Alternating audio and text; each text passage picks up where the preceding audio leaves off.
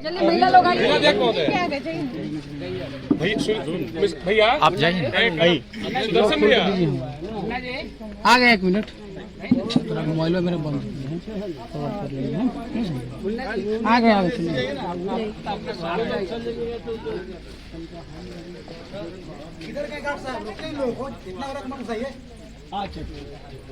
आइए, आप जाइए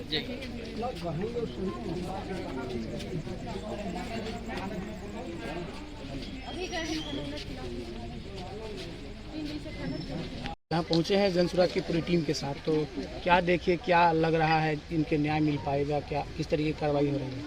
क्यों नहीं मिलेगी? अगर प्रशासन हमारे साथ है, जैसा कि मैं अभी आई हूँ यहाँ पर देखी हूँ कि प्रशासन लगातार 4 दिनों से यहाँ पर कैंप करके बैठी हुई है, सब जगह घूम रही है, सब जगह देख रही है और कातिल को पकड़ने की कोशिश जारी है और पकड़ा भी जाएगा। मुझे भरोसा है, प्रशासन पे भरोसा है। और जिस तरह से यहाँ माहौल हो गया है, बहुत घृणित कार्य है। मैं क्या बोलूँ, बहुत कुछ बोल नहीं पाऊंगी। मैं भी एक महिला हूँ, माँ हूँ, लेकिन जिस तरह से बेटी रूपा को जघन्य तरीके से मतलब कांड करके उसको फेंक दिया गया है एक सामान की तरह, चिथड़े की तरह, ये कहीं से भी उचित नहीं है, कहीं से भी उचित नहीं है। हम लोग कातिल को माफ नहीं कर सकते और एक महिला होने के नाते मैं मतलब श्राप भी दे सकती हूँ कि ये बहुत ही गलत कार्य है। ऐसा जो भी करेगा उसको कड़ी से कड़ी सजा मिलनी ही चाहिए। आए दिन महिलाओं के साथ इसी प्रकार का बर्ताव हो रहा है, हत्या लूट जैसी घटनाओं को अंजाम दिया जा रहा है। इसके लिए तो यहाँ के जो तथाकथित बड़े बड़े नेता माने जाते हैं, उन लोगों को जवाबदेही लेनी चाहिए ना।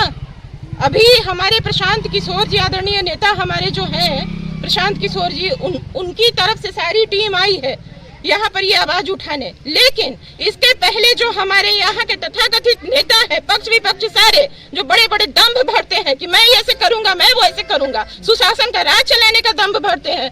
कहाँ है सुशासन? ये है सुशासन? बताएंगे कहाँ है सुशासन? मैं पूछती हूँ ना, आज अभी तक है क्यों नहीं? क्या अपनी बेटी नहीं है इसलिए? रूपा एक नादान लड़की थी इसलिए? हाँ, 40-45 साल के आदमी शादी करना चाहते थे उससे, बताइए ये सही है? नाबालिग रूपा थी हमारी, 14 साल उम्र है उसकी। कहाँ का ये इंसाफ है? तीसरी बार ये घटना अंजाम दी गई, क्यों? जब जान चली गई तब सब लोग आ रहे हैं, नेतागिरी कर रहे हैं, और हमारे नेता कहाँ है जो 500-500 रुपए देकर यहाँ से नोट और वोट खरीद कर लेकर गए हैं? कहाँ है वो? जरा बताएंगे। जवाबदेही लेने से सारे इनकार कर रहे हैं, क्यों? अपनी बहू बेटी नहीं है घर की इसलिए? ये सब नहीं चलेगा। अगर पीड़ित के परिवार के जो अपराधी अगर नहीं पकड़ाते हैं तो रंजना जनसुराज से है, क्या इस लड़ाई में कितनी उनकी भूमिका रहेगी? जैसे भी मेरी भूमिका होगी मैं अंत तक रहूंगी। रंजना की भूमिका नहीं है, रूपा मेरी बेटी ही नहीं है, मेरी बहन ही नहीं है, रूपा इस गांव की जान थी।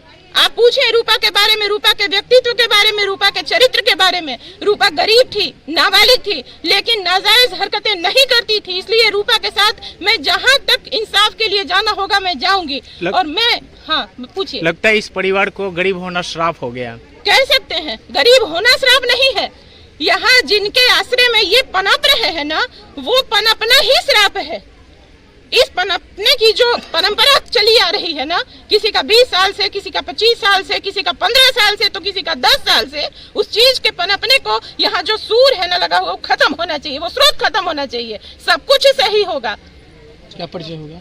रंजना कुमारी, जनसुराज, जिला सचिव।